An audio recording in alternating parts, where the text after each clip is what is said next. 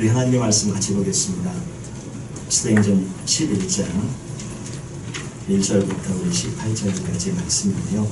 본문 말씀이 조금 기니까 1절부터 우리 4절까지 앞에 부분만 한번 읽어볼까요? 전체를 다 이제 저희가 살펴볼 예정이지만 앞에 부분만 1절부터 4절까지만 같이 한 목소리로 듣도록 하겠습니다. 우리 앞에 파워포인트 있으니까요. 주보에도 본문이 나와 있습니다. 성경책도 이렇게 찾아보시면 좋겠고 우리 같이 한 목소리로 듣도록 하겠습니다. 유대에 있는 사도들과 형제들이 이방인들도 하나님의 말씀을 받았다함을 들었더니 베드로가 예루살렘에 올라갔을 때에 할례자들이 비난하여 이르되 내가 무언을 자기 집에 들어가 함께 먹었다 하니 4절 베드로가 그들에게 이 일을 차례로 설명하여 아멘. 여기까지 보겠습니다. 예, 부모님 쭉 이제 저희가 길게 저희가 살펴볼 것인데요. 우리 4절까지만 저희가 읽어보도록 하겠습니다. 오늘 말씀의 제목은 내가 누구이기에 내가 누구관데 예전에 우리 개헌들 성경에 이렇게 되어줬죠. 내가 누구관데 베드로의 고백입니다. 오늘 이 말씀을 제목으로 해서 저희들이 또 은혜를 같이 나누는 그런 시간을 좀 가졌으면 좋겠습니다. 오늘 말씀을 통해 저희가 한 3가지 정도 살펴보고 싶은데 첫 번째는 하나님의 뜻을 모르면 하나님의 역사를 보고서도 불평하고 또 힐난하고 또 비난하게 되어진다는 것입니다. 그래서 우리는 하나님의 역사를 볼 줄 아는 그런 영적인 눈을 가져야 한다는 것입니다. 오늘 1절 말씀에 보면 유대에 있는 사도들과 형제들이 이방인들도 하나님의 말씀을 받았다함을 들었더니 이제 유대에 있는 사도들과 형제들 예루살렘 교회 초대교회죠.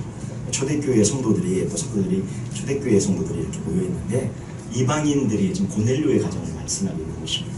고넬료의 가정이 하나님의 말씀을 받았다. 그 소식을 들었어요. 그래서 고넬료의 가정이 우리가 지난번에 살펴본 것처럼 성령의 하나님의 임하심을 받고 또 방언을 받고 온 식구들이 구원을 받지 않았습니까?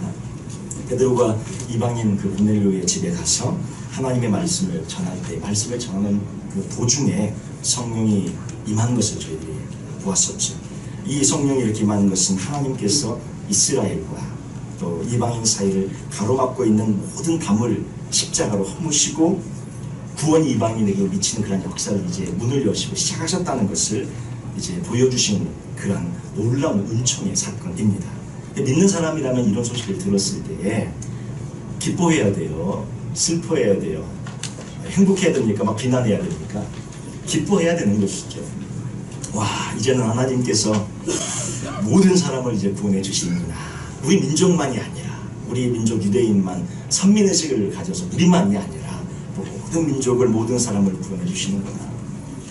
민족의 구별이 필요 없고 할례를 받았느냐 안 받았느냐의 그런 구별도 필요 없고 따질 필요가 없고 율법을 지키느냐 안 지키느냐 이런 것도 따질 필요가 없이 아무 문제가 안 되는구나. 하나님의 구원의 역사가 유대인뿐만 아니라 이방인 전체에게 미치는구나. 우리도 이제 마음속에 가지고 있는 편견이나 선견들을 다 버리고 이방인들을 형제로 받아들이자. 이렇게 했다면 얼마나 좋겠습니까? 그런데 예루살렘 교회의 그 초대교회 가장 성령이 충만하고 또 은혜가 있었던 그 초대교회 이 성도님들 또 사도를 비롯한 할례자들은 베드로가 이방인의 집에 간 것을 기뻐하고 좋아하기보다 베드로가 율법을 어기면서까지 그들과 함께 밥을 먹었다고 비난하고 힐난하며 나섰던 것입니다. 우리 2절 말씀 한번 같이 2절 3절 같이 한번 볼까요? 베드로가 예루살렘에 올라갔을 때에 할례자들이 비난하여 이르되 네가 무할례자의 집에 들어가 함께 먹었다. 예, 이 무할례자는 고넬료의 가정이에요. 고넬료 가정에 가서 먹고 이렇게 할 수 있느냐, 율법을 어겼다. 이제 그렇게 비난했던 것이죠.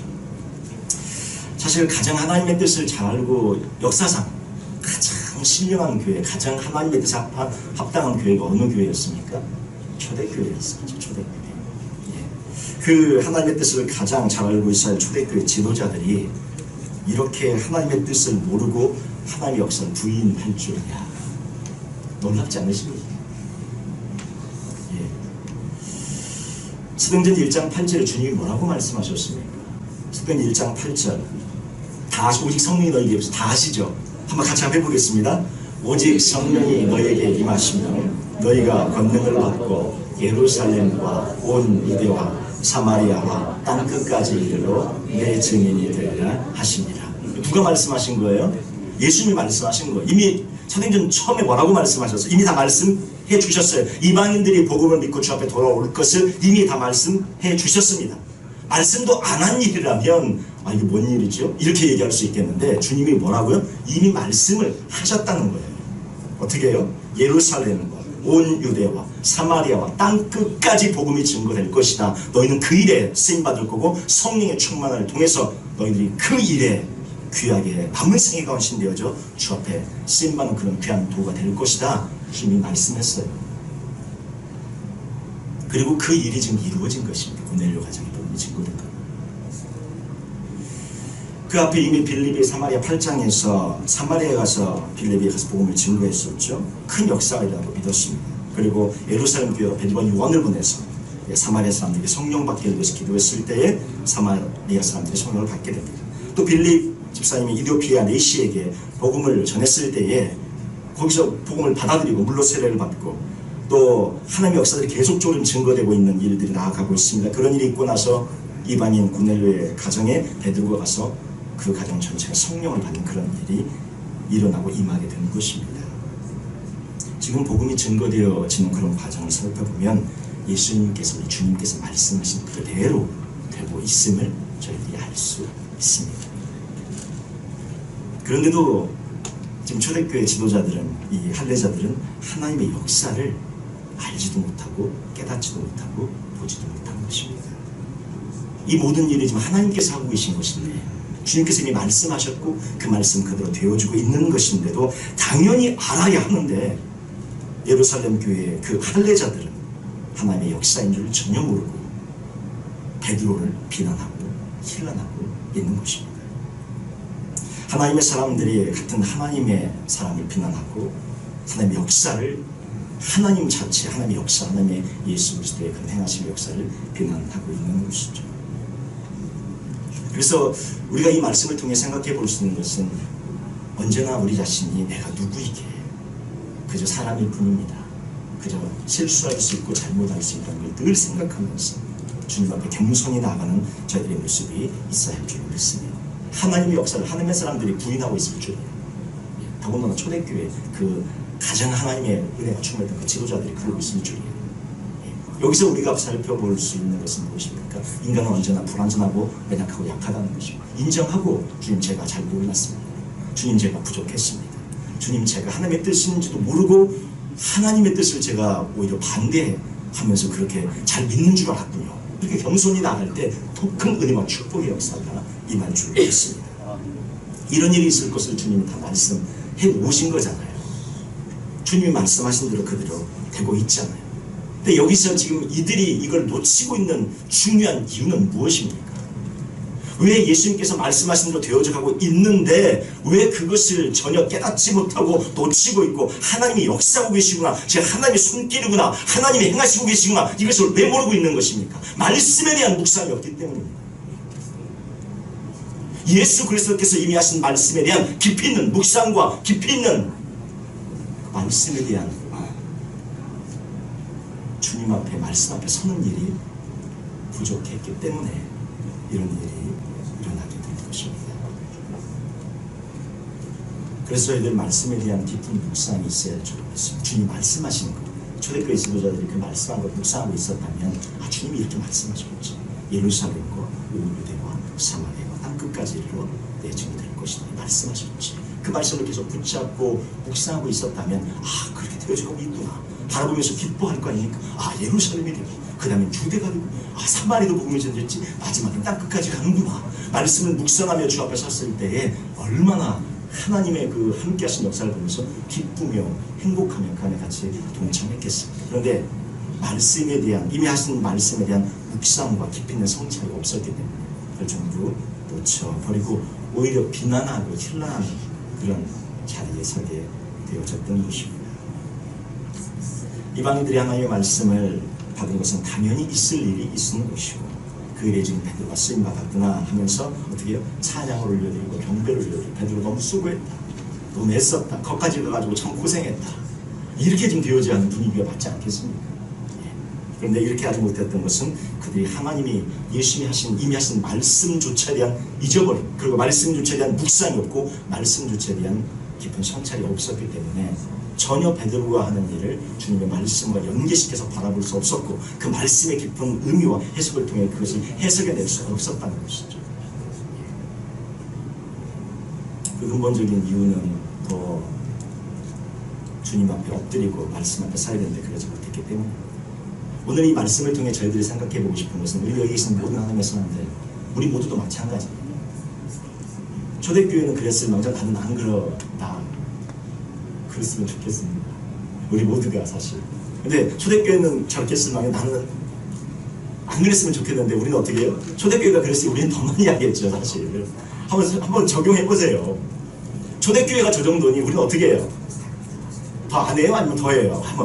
우리가 더 하는 거죠. 우리는 더 실수가 많은 거고 더 부족한 거 더 어머니 많은 거죠. 그래서 말씀 앞에 어떻게 해야 돼요? 더 가야 되고 말씀 앞에 더 서야 되고 깨어있어 더 기도하고 더 저희가 그렇게 해야 할 줄 믿습니다. 그래서 우리 모두 하나님의 그런 역사를 바라보시면서 하나님의 그런 역사를 보고서도 불평하고 비난하는 그런 자리에 서는 저희들이 아니라 늘 말씀의 깊이 있는 묵상과 함께 주님의 인도하심 깨어있어 기도하여서 하나님의 역사로 볼 줄 알고 그것을 바라볼 수 있는 영적인 눈을 우리 모두 가지시기를 주님의 이름으로 축원드립니다. 두 번째는 이 말씀을 통해 성도들을 대하는 베드로의 모습을 볼 수 있어요. 그 베드로의 그 모습을 보면서 우리도 이렇게 베드로의 그 모습을 통해 섬기는 모습을 저희들이 볼 수 있는데 우리 지난번 우리 기도체인 모임 때도 그랬고 우리 금요 어제 이제 성경 공부 때도 섬기는 리더십에 대해서 말씀을 하셨는데 베드로가 지금 그런 모습을 보여주고 있습니다. 마땅히 지도자라면, 마땅히 리더라면, 마땅히 하나님의 사람들이라면 저희들은 섬기는 리더십을 가져야 할 텐데 베드로가 지금 그것을 보여주고 있습니다. 두 번째 포인트는 무엇이냐면 우리도 베드로처럼 섬기는 자세를 가지고 이렇게 섬기는 하나님의 사람들이 되어져야 한다는 것입니다. 우리 3절 4절 말씀 같이 볼까요? 우리 3절 4절 한번 같이 읽겠습니다. 이르되 내가 모알는 자의 집에 들어가 함께 먹었다 하니 베드로가 그들에게 이 일을 차례로 설명하여 지금 이들은 베드로를 비난하고 힐난하고 있었습니다. 그런데 그 비난과 힐난을 마주한 베드로가 뭐야 나한테 그렇게 말을 해? 해가지고 그냥 안색이 싹 변하더니 뒤로 따라 나와. 그래가지고 잘 말해서 따라 나와. 이게 아니고요. 베드로의 모습이 어떻습니까? 그 비난과 힐난을 마주하고 있는 베드로의 이제 자세, 저 태도를 보고 싶은 것입니다. 베드로가 그들에게 전혀 화를 내거나 나에게 도전해! 뭐 전혀 이렇게 얘기하는 것이 아니라 어떻게 해요? 이 일을 차례로 설명하고 있는 그들을 따뜻하게 그들이 이해할 수 있게 이해시키고 있는 그들을 설득시키고 있는 이러한 베드로의 모습을 저희들이 볼 수 있다는 것이죠. 이게 섬기는 리더십입니다. 차례로 설명해요. 베드로의 태도를 저희들도 다 이 시간 본받기를 원합니다. 우리에게 누가 이렇게 비난하고 일어날 때 어떻게 했습니까? 마음이 불편하시죠? 참 마음이 불편합니다. 비난하고 일어날 때 어떤 마음이 드세요? 저렇게 차례로 설명할 수 있겠어요? 먼저 마음이 상해가지고 감정이 상해가지고 뒤로 한번 보자 이렇게 되지 않겠습니까? 그런데 베드로의 모습이 섬기는 자, 이게 왜 저렇게 될 수 있냐면 겸손한 마음을 갖고 있을 때 가능한 거예요. 나 부족하구나, 나 연약하구나, 수제자예요. 베드로 사도 중에 대사도입니다. 그런데도 저 베드로가 일반 성도를 대하는 모습이에요. 지금 리더 그룹을 대할 때도 베드로는 리더 중에서 가장 첫 번째 리더예요. 사도 중에 첫 번째 사도입니다. 그런데도 베드로가 나에게 감히 이렇게 말을 해. 이게 아니고 어떻게 해요? 차례로 설명해 나가면서 이해가 안 되는 거예요. 또 이해를 시켜주고요. 내가 지금 갔던 건 이런 일 때문에 갔었던 거고 차례로 설명해주고 있는, 설득시키고 익스플레인하고 있는 베드로의 모습을 통해서 진정한 리더의 모습, 섬기는 자의 리더의 모습을 저희가 볼 수 있다는 것입니다. 저희 교회는 이런 하나님의 사람들로 가득 찬 교회인 줄로 믿습니다. 자신이 없으신가 봐요. 우리 모든 성도들은 정말 그런 분들이 있어요. 다시 한번 아멘. 우리 이런 섬기는 그런 리더들로 가득 찬 교회이신 줄로 믿습니다. 아멘. 예. 저 모습을 통해 참 많은 생각을 하게 됩니다. 베드로인데 수제자고 12사도 중에 첫 번째 사도인데 그의 위치는 예루살렘 교회의 독보적인 존재입니다. 어느 누구도 그의 위치와 권위를 부인할 사람은 없어. 그런데도 그런 그를 향한 비난이 있었을 때에 베드로가 보여준 태도는 성도들을 섬기려고 하는 그런 태도입니다. 기꺼이 그들의 의견을 듣습니다. 그런 비난과 일난을 마주했을 때 기꺼이 그걸 들어요. 그리고 설명하는 수고를 마다하지 않습니다. 이렇게 자신을 비난하는 것을 그의 권위에 대한 도전으로 받아들이지 않고 비난을 그대로 감당하면서 화를 내거나 자신에 대한 도전으로 받아들이지 않고 당연하게 그럴 수도 있을 수도 있겠거니 하면서 그것을 그대로 받고 있는 베드로의 모습입니다.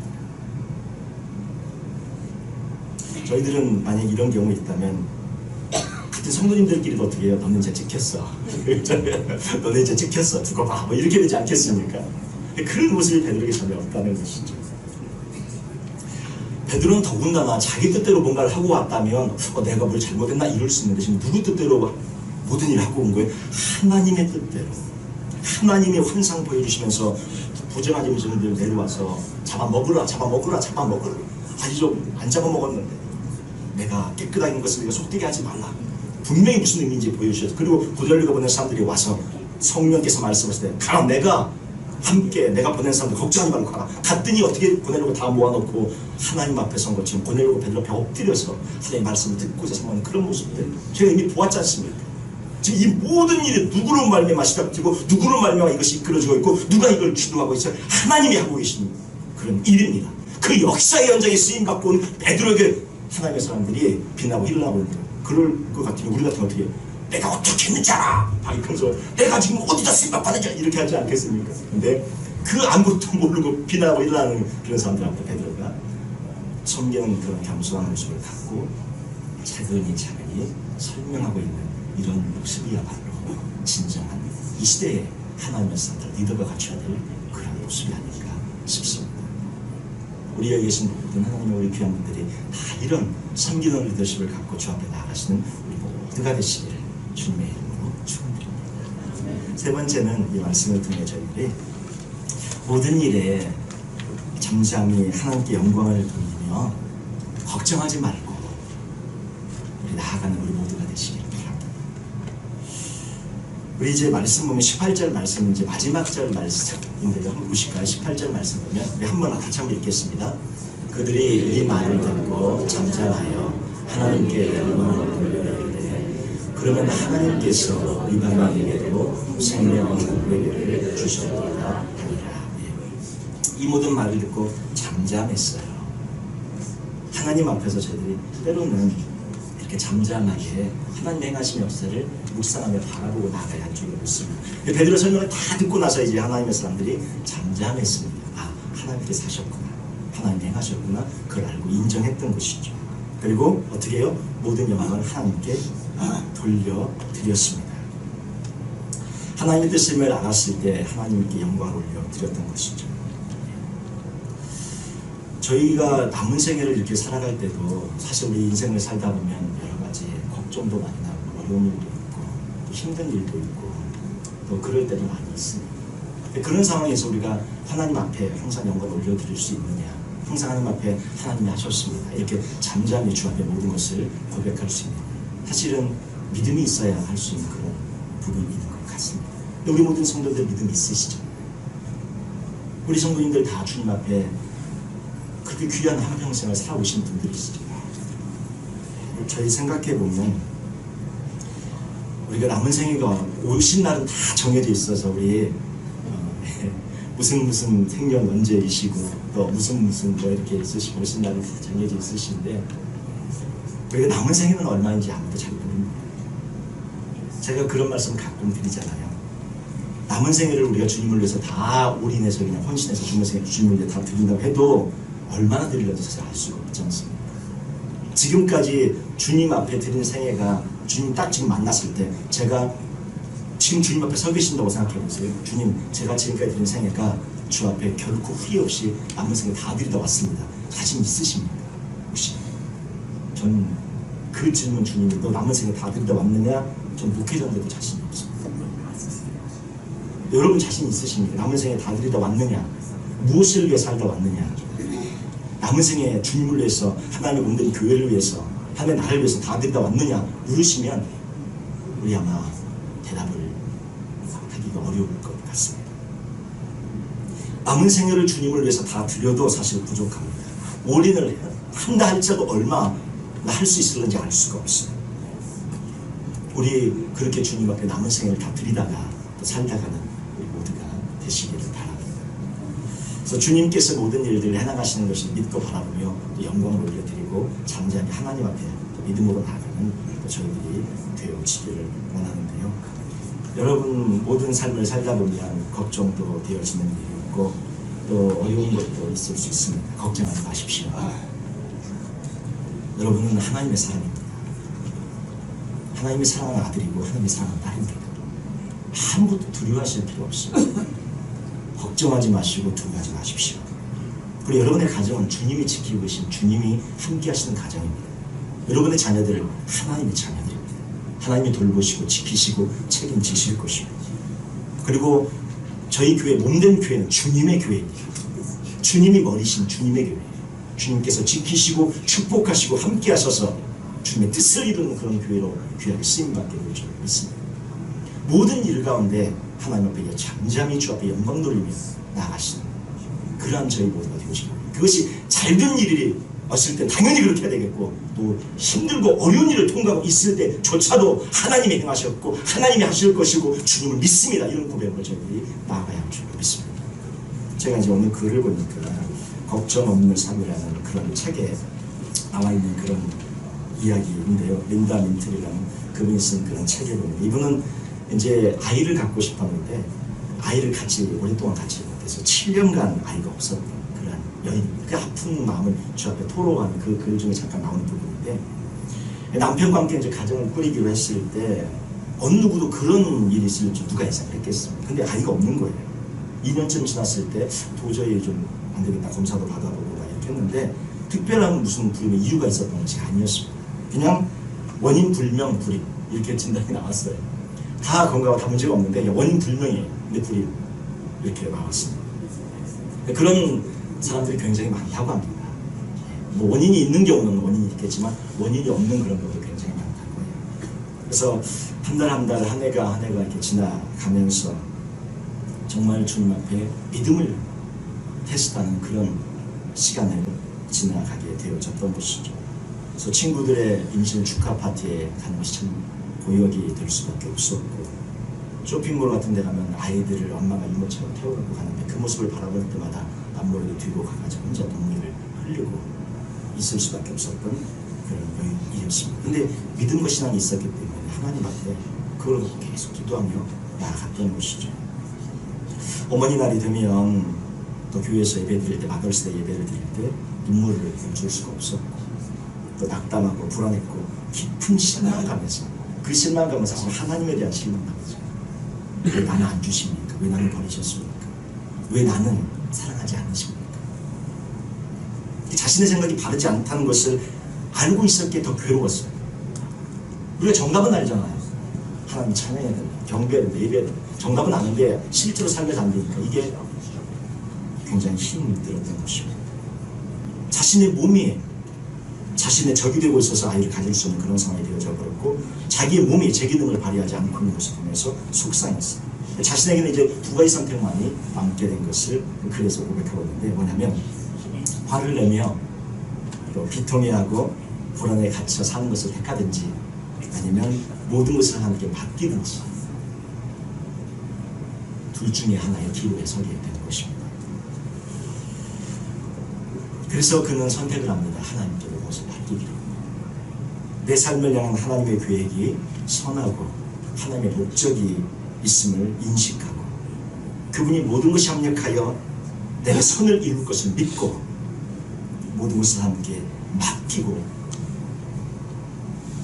주님 앞에 나가는 그런 선택을 하게 됩니다. 근데 여기까지 오기까지 수많은 시간, 7년의 기간이 거쳐지게 되었던 것입니다. 그래서 금식하며 이제 기도하기를 시작하고 이렇게 고백합니다. 내 뜻대로 마시고 주님 뜻대로 하시옵소서. 아이를 갖는 게 당신의 뜻이 아니라면 안 가져도 좋으니 이런 마음의 소망과 마음의 아픔이 사라지게 이렇게까지 기도하는 데까지 나가야 되는 좋습니다. 근데 이제 문제는 뭐냐면 나이가 점점 들어가고 있어서 나이가 이제 하나의 또 큰 방해물로 찾아오기를 시작했습니다. 의사들은 이제 얘기합니다. 건강에도 힘든데 나이가 많이 들어서 지금 여러 가지로 건강에 이런 것도 힘든 상황이었고 더군다나 건강한 우리 그러지 않습니까? 환자가 이렇게 건강해야 이렇게 잘 추정이 될 텐데 환자들이 늙어가서 이제 문제가 더 되어지고 있는 상황이라서 더 힘들어지고 있습니다. 이렇게 의사의 진단이 나왔습니다. 근데 조용히 주님 앞에 고백을 합니다. 하나님, 여기 나의 소원이 있고 소망이 있습니다. 그리고 여기 저의 이 늙은 몸이 있고 늙은 난자가 여기 있습니다. 나의 삶이 여기 있습니다. 하나님께 그대로 모든 걸 고백합니다. 하나님, 제 모습 이대로 여기 그대로입니다. 근데 어느 날 성경을 읽는데 시편 92편 14절에 그는 늙어도 여전히 결실하며 진액이 풍족하고 빛이 청청하니 그는 늙어도 여전히 결실하며 진액이 풍족하고 빛이 청청. 이 말씀이 가슴 속에 확 꽂히면서 주님의 말씀으로 들려진 거예요. 주님께서 그 말씀을 읽는 순간 걱정하지 마라. 네가 생기 있고 신성하며 번성하는 열매를 맺을 것이다. 주의 음성이 들려지면서 마음 확신이 들어지면서 그대로 자녀를 2명을 낳았다고 합니다. 그것도 늙은 나이에 주셨다고 합니다. 우리가 하나님의 계획과 그 저자가 그 글에 썼던 그 분이 하나님의 계획과 타이밍에 복종했을 때에 걱정이 물러나면서 하나님에 대해 하나님께서 하시는 거예요. 우리는 너무나 많은 걱정하실 때가 있습니다. 낯뛰기보다 잠잠히 주 앞에 기다리기보다 영광을 하나님 앞에 돌리기보다 너무나 많은 걱정을 너무나 많은 근심을 미리 하실 때가 있고 염려하실 때가 있습니다. 여러분, 우리 모두는 하나님의 자녀인 줄 믿습니다. 하나님이 지키시고 보호하시는 축복된 귀한 분들인 줄로 믿습니다. 아무 걱정하지 마십시오. 염려하지 마십시오. 제가 오늘 아침에 오면서 우리 장장로님 귀한 간증을 듣고 장장님 말씀 나눠드렸죠. 예. 장장님이 저희 금요일날 우리 성경 공부하지 않습니까? 성경 공부 오셔가지고 8시부터 10시까지 성경 공부를 하고 이게 끝나고 갔는데 전화를 딱 받으셔가지고 바로 그냥 급하게 가셨는데 갔는데 세상에 그 운영하시는 세탁소, 큰 세탁소에 아침 일하는 사람이 원래 아침에 오고 오전에 와야 되는데 그 이제 일하시는 분이 그때 못 오고 밤중에 왔대요. 8시에 오셨다고. 9시 10시에 밤 10시에 일을 한다고. 누가 밤 10시에 일을 한다고 그 시간에 세탁소 하고 일하는 직원이 더군다나 그런 충성 그런 직원이 어디 있습니까? 그냥 자고 내일 해버리면 돼요. 근데 밤 10시에 일을 한다고 직원이 와가지고 세탁소 문을 열고 일을 시작을 한 거예요. 뭘 좀 마무리한다고. 그 사람이 그때 와가지고 일을 하는데 이게 뭐 이제 옷을 이제 다 걷다 보면 뭐 라이터도 있고 볼펜도 있고 뭐 많이 있지 않습니까? 막 걷어갖고 내용을 안 그러면 막 루즈도 나오고 그러면 막 온 세탁물이 막 엉망이 되지 않습니까? 다 걷어내는데 그 걷어내는데 라이터 무슨 비슷한 그리고 또 이렇게 화약 아니면 뭐 비슷한 뭐 이런 어떤 뭐가 하여튼 있었던 것 같아요. 그 발화할 수 있는 뭐 그런 것들이. 근데 그분이 여기서 이렇게 일을 하고 있는데 갑자기 뭐가 푸식푸식 하더니 뭐가 쭉 날아가더니 불이 붙었고 세탁 그 옷이 걸려있는 와이셔츠에 탁 붙으면서 불이 붙기를 시작한 거예요. 오, 불이네! 하고 가서 불을 끄는데 벌써 3개가 타고 있고 막 해가지고 불을 꺼가지고 예, 그 전화 받고 바로 가시면서 바로 그냥 그걸 가셨습니다. 여러분, 그때 그 일하는 분 그 시간에 10시에 일한다고 오지 않았으면 그 세탁소 어떻게 됐겠습니까? 장모님 세탁소 완전히 다 타버렸어요. 장모님은 뭐하고 계셨어요? 여기 와서 하나님 말씀 공부하고 계셨어요. 하나님이 책임지실 줄 믿습니다. 하나님의 사람이 있어야 될 곳에 있으니까 하나님께서 축복하시고 나머지는 책임지시고, 그리고 그분이 그 시간에 와가지고 10시에 일한다고 누가 오겠습니까? 그런데 그렇게 불이 날 거를 누가 알고 계십니까? 전능하신 하나님께서 알고 계시지 않겠습니까? 그 시간에 그것이 불이 나서 발화돼서 텅 튀겨나갈 줄을 사람은 모릅니다. 그런데 하나님은 알고 계시다는 것이죠. 그래서 하나님께서 그 직원을 그 시간에 밤 10시에 일하라고 문을 열고 보내신 것입니다. 그리고 하나님께서 그 시간에 바라되는 바로 그 순간 있게 하셔서 지키시고 보호하시는 이런 축복된 역사를 저희들이 보게 되는 것입니다. 얼마나 감사한지 모르겠습니다. 이런 일들이 지금 우리의 간증이 비일비재할 것입니다. 한 번 한 번마다 이런 삶의 간증들이 너무너무 많을 거예요. 이걸 나누기로면 다 시간이 가도 부족할 거예요. 이렇게 하나님은 우리를 지키십니다. 이렇게 돌보십니다. 이렇게 책임지시고 이끄십니다. 왜 걱정하십니까? 걱정하지 마시고 염려하지 마시고 모든 것을 주 앞에 맡기시고 그저 주님 앞에 저희들 할 것은 무엇입니까? 찬양하며 경배하며 영광을 돌리는 것. 이미 우리는 영원한 생명을 가지지 않았습니까? 이미 천국을 가지지 않았습니다. 천국이 우리 모두의 것입니다. 영생이 이미 우리에게 주어져 있습니다. 남은 생에는 그저 이 땅 살아가면서 하나님께서 어떻게 해요? 찬양하다가 경배하다가 오라고 덤으로 주신 인생. 얼마나 감사합니까? 그저 할 것이 찬양과 경배하면 되니. 물론 우리의 삶은 또 살아가야 하겠지만 오늘 이 말씀을 저희들이 생각하면서 하나님의 사람으로서 베드로의 모습을 통해 섬기는 자의 리더십을 가지고 나아갑니다. 하나님의 역사를 알지 못하면 어떻게 해요? 말씀하신 것도 깨닫지 못하고 알지 못하면 하나님의 역사를 방해하는 자의 자리에 선다. 그래서 어떻게 저희들이 말씀을 늘 깊이 있게 묵상하며 나아가야 한다는 것입니다. 그래야 하나님이 행하시는 걸 알 수 있죠. 그리고 마지막에 있는 이 말씀처럼 우리가 할 것은 인생 전체를 다 맡기시면서 잠잠히 영광 돌리며 나가는 저희들이 되어야 할 줄 믿습니다. 그리 하실 때 하나님의 은총과 축복의 역사가 우리 모든 삶 가운데 가득 임하게 될 줄 믿습니다. 그러나 우리 모두가 되시길 주님의 이름으로 축원드립니다. 기도하겠습니다.